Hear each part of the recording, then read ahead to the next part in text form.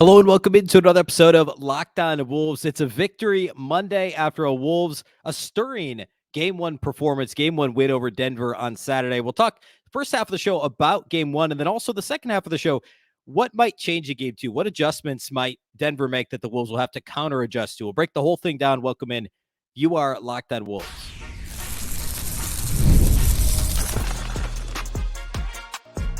You are Locked On Timberwolves, your daily Minnesota Timberwolves podcast. Part of the Locked On Podcast Network, your team every day.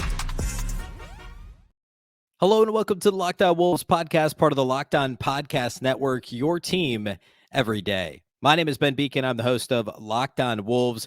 Game off. Today's episode is brought to you by Monopoly Go. We got to talk more about Monopoly Go. This fast-paced game lets you team up with friends for tournaments to unlock awesome prizes like unique stickers for trading, cool playing pieces, and hilarious emojis for taunting your friends. So download Monopoly Go now, free on Google Play or the App Store. Game on.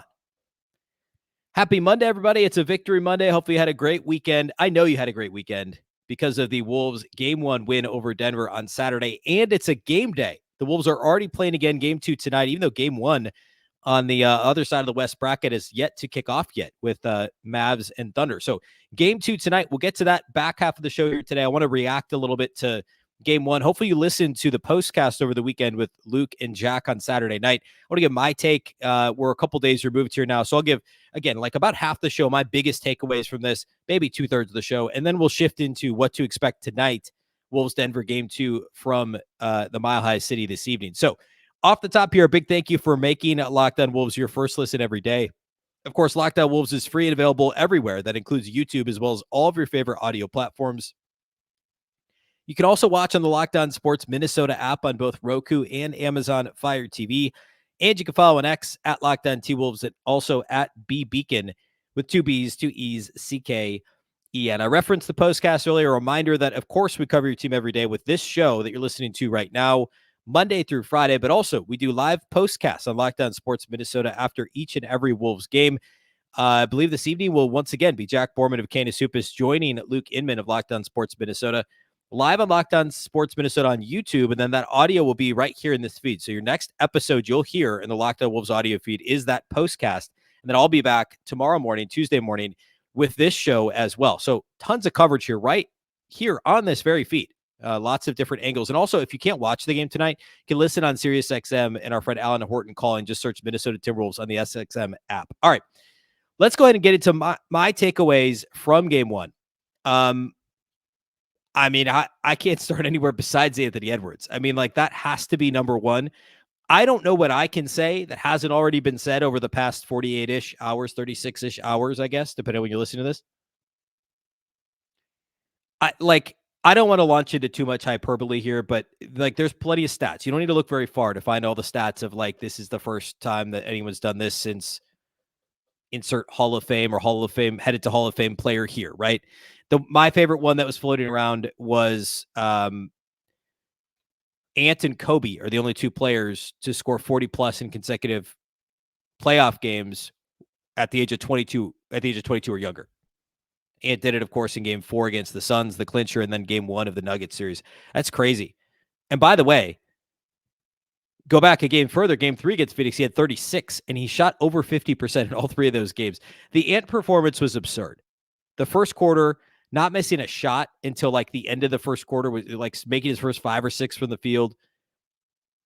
Just dominating Kentavious Caldwell-Pope right out the gate. 43 points on 17 of 29 in this game for Ant. And the Wolves needed that initial punch to be like, hey, we're here. We're not just happy to be here. And I know that Denver came back. Denver actually took the lead by a bucket at the end of the first. But to have Ant come out and make that statement and force a pair of Denver timeouts before they righted the ship was huge. Second quarter was a little bit of Ant, a little bit of Cat.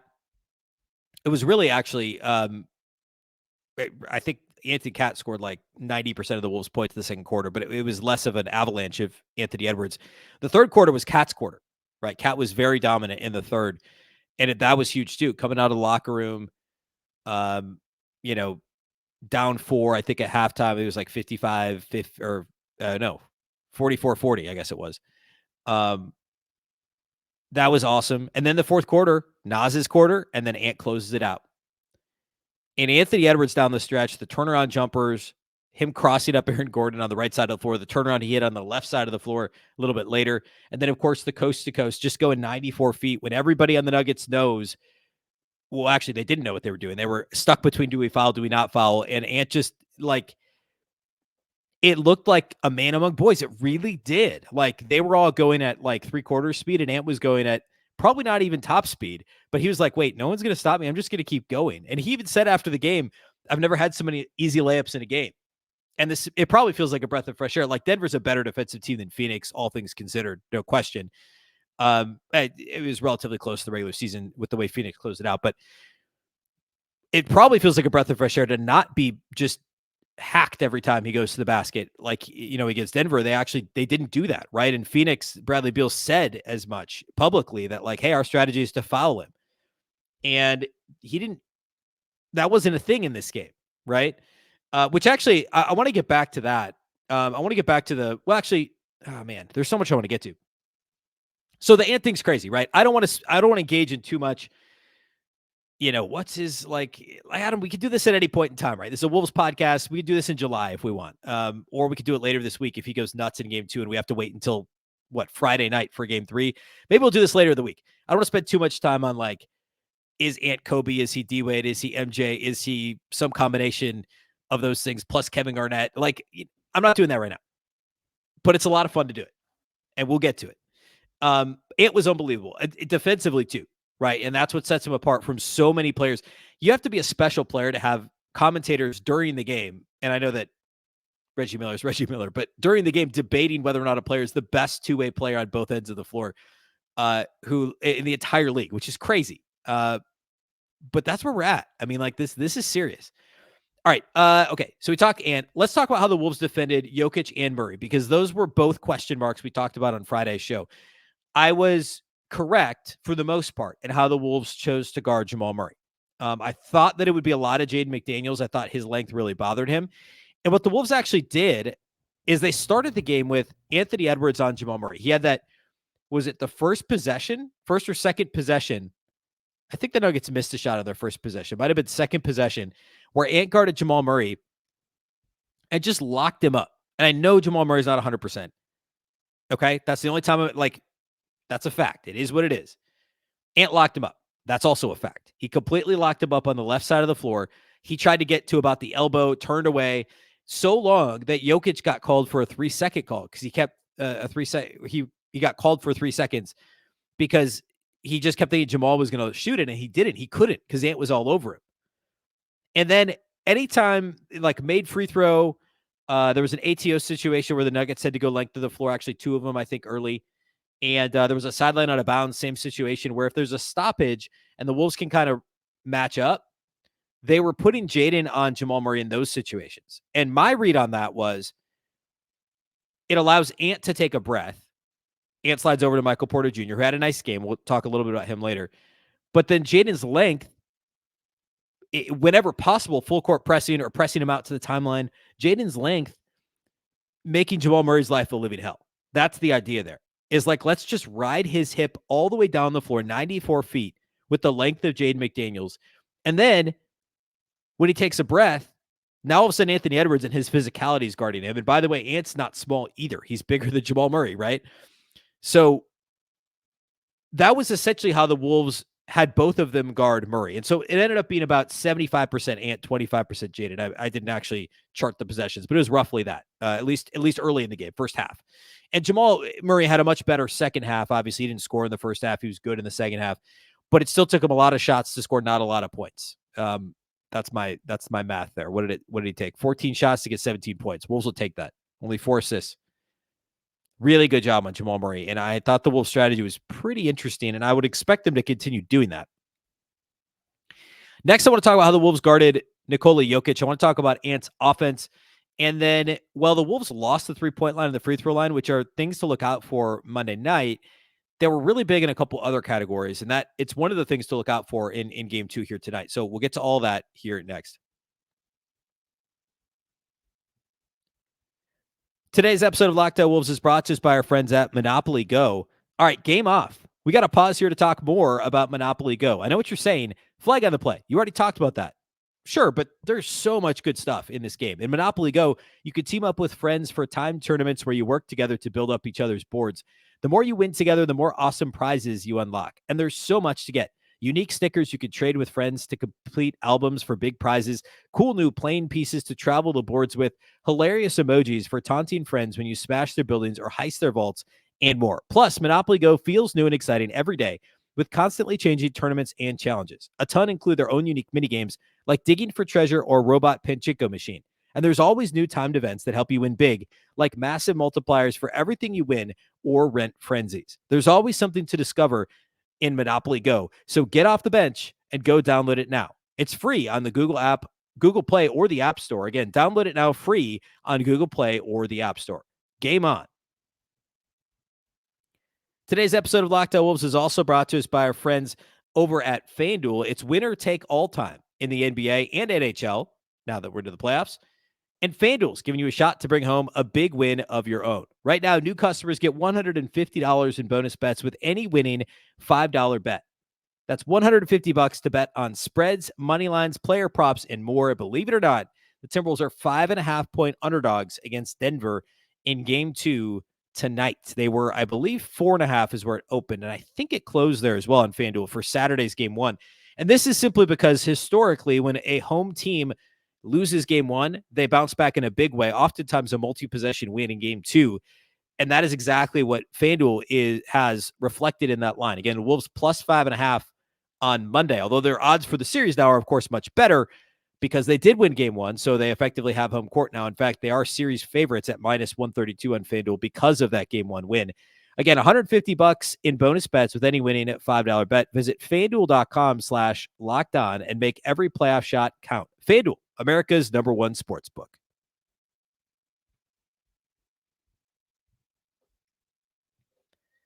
Do you watch Fox Sports or ESPN on your TV all day long? If so, no doubt you have to turn down the volume because of all the shouting.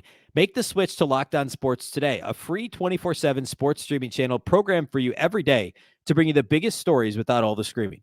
Locked On Sports Today brings you can't-miss analysis, opinions, and news, streaming 24/7 on YouTube or the free Amazon Fire TV channels app, part of the Locked On Podcast Network, your team every day.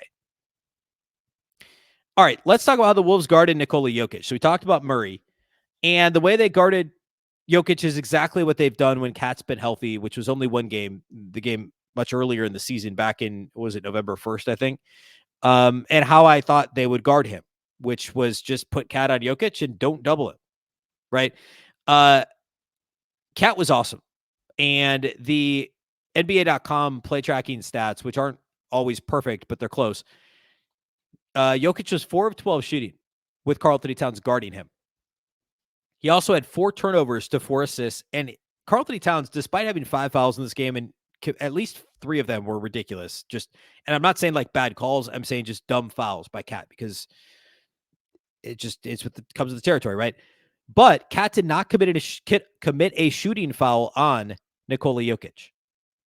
And yeah, Joker ended up getting some numbers. He ended up scoring a bit. What did he end up having? 32 on 11 of 25, but he was 2 of 9 outside the arc. So yeah, I mean, he was 9 of 16 from inside the arc. He had 9 assists, but he had 7 turnovers and was 2 of 9 from 3. Got to the line 8 times, which is a little more than you'd expect, or more than he typically gets to the line in an average game. Cat was awesome. It was exactly what we talked about last week on the show. If the Wolves' strategy against Kevin Durant was to show size in the form of Karl-Anthony Towns and at least contest his jumper and to avoid doubling him, and to just say, hey, we know Cat's, basically the Wolves are saying, we know Cat's going to commit fouls anyway. We might as well show size to the best player on the other team and allow Rudy to roam, allow our best perimeter defenders in McDaniels and Nickeil Alexander-Walker and Ant guard the best perimeter players and not waste them on doubling. Let's do that. And it worked. And Durant had 1.5, 2-ish really good games. The Wolves swept the series anyway because nobody else stepped up because of all the plus defenders that I already mentioned that are staying home and guarding their guys, right? The plan with Jokic is the same, but obviously Jokic and Durant are very different players. And that's a conversation for another day. I could do a whole show on Karl-Anthony Towns doing exactly what the Wolves need him to do. There could not be 2 more different players that are still top 10 players in the league could argue that with Durant. But I mean, like Jokic and Durant, two of the best offensive players of this generation. Very different players. And Cat's being asked to guard them both on an island. And that's not being talked about enough. And like, I know I led with Ant, and Ant is the story. I get it. But some of these national shows that like to poke fun at Cat, like, I get it. There's things we could poke fun at. I understand it. I've heard it all. But this man is guarding two of the best offensive players of this generation, two very different offensive players, and doing an admirable job. This team is 5-0 in the playoffs. And Karl-Anthony Towns' defense is a huge reason for it. Now, in the same way we talk about Rudy Gobert being incredible defensively, we have to acknowledge that this is a complete team effort, right? Cat providing the initial resistance against Jokic is really only there and available and an option for the Wolves because of Rudy Gobert's impeccable backline defense, playing free safety, playing center field, whatever you want to call it, to be able to deny the lob Jokic to Gordon, which was nuts. That play was maybe the single most important play of the game because it led to 3 points the other way. And that's a play that Jokic and Gordon complete in their sleep. But Rudy has the combination of intelligence and film study, the awareness on the floor, the physical ability, and the size to be able to execute and knock that lob away. But on those types of, like, there were multiple plays, and I can't think of exact. I think it was third quarter. There was a play where Cat stayed with Jokic. Jokic screened. Cat switched and then recovered to Jokic in time. I can't remember who the guard was either, but kicked out the guard. They switched back. It was those types of plays that the Wolves executed flawlessly. Flawlessly. We're not seeing any other team in basketball right now execute defensively the way the Wolves are executing some of these pick and roll situations, the help defense. Rudy Gobert is the best help defender in basketball. And Cat can sell out to guard Nikola Jokic because he knows that Rudy's there to have his back. And Jokic is going to get his. He had 32 and 9, right? But he also had 7 turnovers. He also missed 14 shots. He missed 7 threes. And the Timberwolves won the game by 7 points. Massive credit to Karl-Anthony Towns defensively in this game. Massive credit to Rudy Gobert and to the Wolves perimeter defenders for the job they did helping at the rim and helping on the perimeter respectively.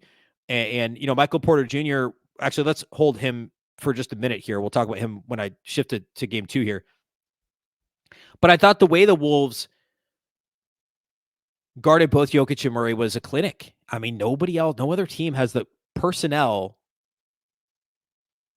or at least no other team has personnel like what the Wolves have. It's very unique, right?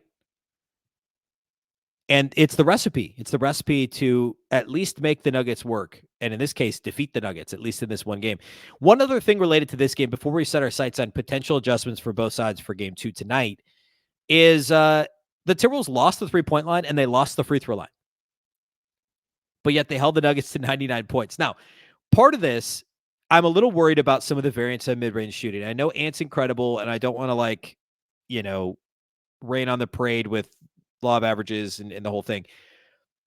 But the Wolves were really good for mid-range in this game, and Ant specifically. And that could be a little bit maybe, I don't know. Maybe Ant is Kobe now. I don't know. Maybe he's going to hit these mid-range jumpers at a ridiculously high clip. But I worry a little bit about that because they're 52% from the floor, and they also were good at the rim. That's part of it too. I don't want to say it wasn't just mid-range, but they only shot 27 threes, which is a lot less than they were shooting against Phoenix. They only shot 12 free throws, which was a combination of not getting calls and shooting a lot of mid-range jumpers. So, but Rudy, by the way, didn't have any free throw attempts, which is odd because he's free throw rate of it was over 0.6 this year. So the Wolves need to get to the line more. They need to shoot more threes. They gave up 2 more made threes to Denver, and Denver made 7 more free throws. So combine that's 13 points at the 3-point line and the free throw line that the Nuggets outscored the Wolves. And the Wolves were fortunate to be so good from the mid-range and very efficient when they did get to the rim. And you can mix in, some fast break stuff in there, although the Nuggets actually technically beat the Wolves in fast break points, I think by 1. Those are 2 categories that you don't expect the Wolves to necessarily lose, or at least lose and then win the game. But they rebounded the basketball extremely well. Denver had 34 rebounds. Minnesota had 42. The Wolves are a +8 in total rebounding. They held the Nuggets to just 3 offensive rebounds. Denver was a top I think they were 6th, I believe, in offensive rebound rate this year. I'm going to look at what Cleaning the Glass says. I had the Basketball Reference number up, and I think that had them. I mean, they're slightly different, and I prefer the Cleaning the Glass one, so I'm going to look at that one real quick. Of course, it's going to default to playoffs on me. In the regular season, the Denver Nuggets were 6th. I was right. 6th in offensive rebound rate. And Minnesota held them to 3 offensive rebounds in this game.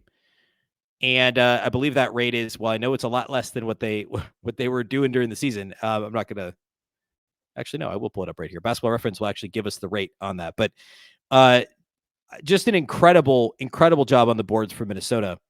Denver's offensive rebound rate for the game was 7.9%.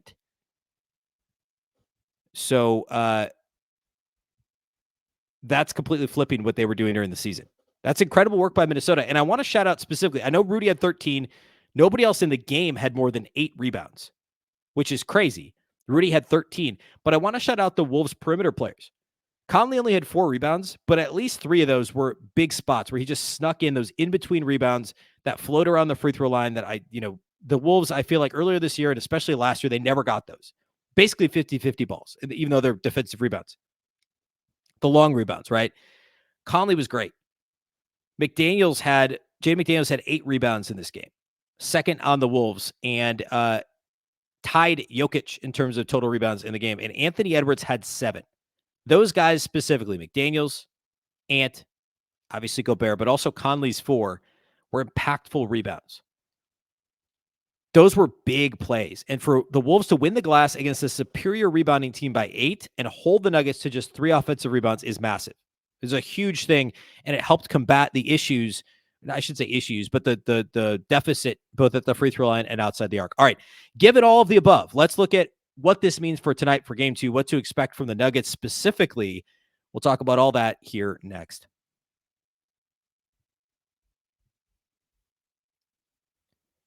Today's episode of Locked On Wolves is brought to us by our friends at DoorDash.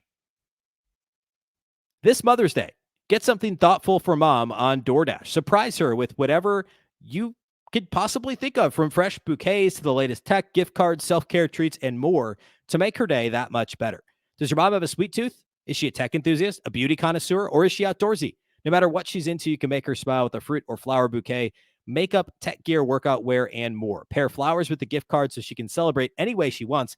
If she's a bookworm, try a bookstore gift card. If she loves a good latte, get a gift card to her favorite coffee shop. You just can't go wrong. Get thoughtful gifts she deserves with the convenience you need. Choose same-day delivery or schedule a week ahead for when flowers and gifts should arrive to her door with DoorDash. Get all your Mother's Day gifts all in one place and get 50% off your next order, up to $15 when you spend $15 or more on your next flower, convenience, grocery, or retail order now with code LOCKEDONNBA. Again, that's LOCKEDONNBA, LOCKEDONNBA. Order using DoorDash today. Terms apply.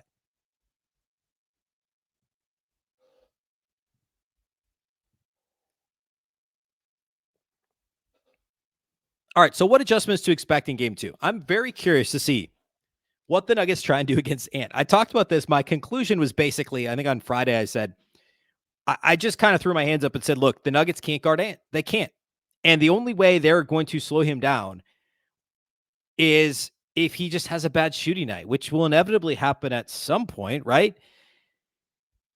And like usually when those nights happen, at least in the regular season, Ant can he understands he needs to defer a little bit. So maybe that happens, but I just don't know. Like I said all last week, Kentavious Caldwell-Pope, I know Nuggets people are like, he'll guard Ant. No, he can't guard Ant. He couldn't guard him in the regular season. He sure couldn't guard him in Game 1. Aaron Gordon's like really your only other option, right? And Aaron Gordon wasn't great against him. Oh, I should say, actually, Justin Holiday off the bench actually did a pretty good job against Ant, I thought. Better than anybody else. And he's a good defender, but he's not going to play heavy minutes. What did he play? He played single-digit minutes, I think. He played 60 minutes, I guess. But when he was on Ant, I thought he was pretty good. He doesn't give you much offensively, but Reggie Jackson got switched onto him a couple times. That didn't end well. I really think it's got to be Aaron Gordon. And I know that Ant crossed him up. I know Ant dominated Aaron Gordon too, and he's going to because he's Ant. But he's their best shot. In pick and roll game, though, I thought this was interesting. I mean, they played a lot of drop against him, and they switched a lot. Like I said, he got switched on to Reggie Jackson. I think he hit a 3 over his head, used his head as a gun sight at one point. He hit that little step back just inside the free throw line at one point on him where Jackson goes flying backwards. Like, that's not a winning proposition depending on who's on the floor for Denver. But I wonder if they play less drop, less switching, and instead they just essentially blitz, almost like what the Wolves used to do a couple years ago with Vando and Cat on the perimeter, where you just send 2 at the ball off of a pick and roll. That worked a little bit for Denver in this game among the things that worked. I mean, even though Ant shot better than 50% from the field and dropped 40, but it worked a little bit.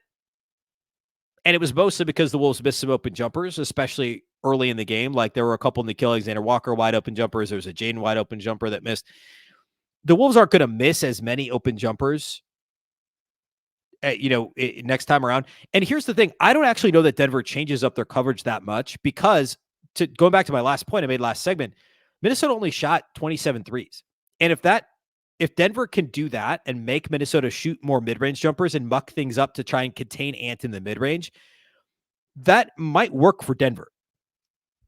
Now, if Ant goes, prime MJ and, early 2000s Kobe and mid 2000s D Wade or whatever you want to call it, and just can't miss. I mean, I guess that range is less D Wade and more, a little more Kobe and MJ. Then it doesn't matter. But like, that's why I don't actually know that Denver will change that much. I think if you watch what they were doing, it was kind of like they were playing drop, but they were trying to kind of contain him and orbit around him and kind of corral him in a sense, right? In the mid-range. And Ant just kind of kept taking what the defense gave him, which is exactly what he should do. Most of those mid-range jumpers weren't actually that heavily contested other than the turnarounds that, at that point he was just piping hot. It didn't matter. But early in the game when he was knocking down some of those mid-range jumpers, they gave him so much space. So I think if I'm Denver, and it's also partly why he only had 6 free throw attempts in this game, because Denver was trying to keep him from getting to the rim. And I think they kind of do the same thing. They might just not drop quite as far, or they may try just blitzing the ball with 2 if Ant has the ball in his hands instead of dropping or switching. Switches aren't going to make sense because the Wolves can manipulate that. And they did, right? The Wolves were screening with everybody to try and manipulate those switches and try and get Reggie Jackson or whoever on, mostly Reggie Jackson on Anthony Edwards, who are even easier to beat, or Jamal Murray, right?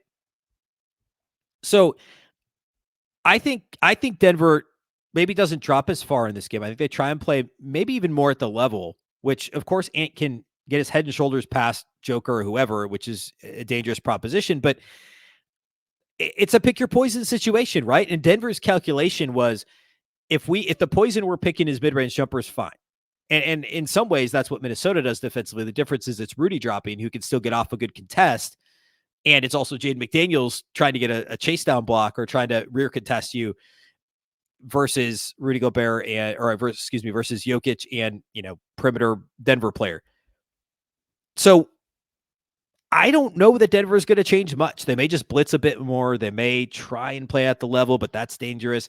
I think they just don't drop as far. And I think it's just an adjustment that way and try and make his 2-pointers a little more challenging, because in theory, then you're still not letting him get to the rim. That's the whole point of the drop, right? Is to keep him in the mid-range. So I think that probably happens. If that's the case, again, it just goes back to Ant needing to make the right decision. If they're putting 2 on the ball, trust that Nas is going to make his open 3. Trust that Jaden's going to make his open 3. Trust that Mike Conley is going to make his open 3, which he did second half of the game the other day in game 1. I think that's probably what we see. The other thing I want to keep an eye on is the 3-point volume that I mentioned. The Wolves have to shoot more threes.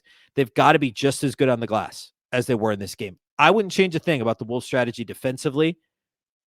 I don't know that Denver is going to change what they do offensively. I think they probably, like, the Wolves sped up Jokic in this game by picking him up at 3/4 court at the timeline with Nas, with Kat, by being physical with him. I think Joker will play better in game 2, and he may get the Wolves because he's the Joker. He's an incredible player, but I don't know that I'd change the strategy. I think Denver will alter their strategy, and all that's going to do is Ant's just got to keep making good decisions, just different decisions that he did in this last game. It's going to be a ton of fun to see what adjustments are made. Okay. After the game, we'll have the live postcast on Locked On Sports Minnesota on YouTube. Again, Luke Inman will host. We'll be joined by Jack Borman, editor-in-chief of Canis Supis, and I'll be back tomorrow morning, Tuesday morning, with this show right here on Locked On Wolves. And also, if you can't catch the postcast live, that will be on this audio feed again late tonight, late Monday. It's a 9 p.m. Central tip. So it'll be, I don't know, it might even be early Tuesday before it's in the audio feed. But then I'll have my show will be early Tuesday as well. So if you don't catch it till early Tuesday, you're going to have both the postcast and this show. Different takes. Jack and I, we'll probably have some different takes on the game. So check them both out, please. Again, if you can't watch the game live, go ahead and listen to our guy, Alan Horton, on the call on SiriusXM. Just search SiriusXM on the SXM app. Search Minnesota Timberwolves to get Alan's play-by-play of Wolves Nuggets Game 2 on Monday night. A big thank you for making Locked On Wolves your first listen every day. Of course, this show is free and available everywhere, including YouTube, as well as all of your favorite audio platforms. Wherever you listen to podcasts, you can find Locked On Wolves. You can also watch on the Locked On Sports Minnesota app on both Roku and Amazon Fire TV, and you can follow on X at Locked On T-Wolves, and also at Beecken with 2 B's, 2 E's, C-K-E-N. Of course, the Locked On Wolves podcast is part of the Locked On Podcast Network. Remember, the Locked On Network is your local experts on all the biggest stories. Once again, I'm Ben Beecken. This is the Locked On Wolves podcast, and we'll catch you next time.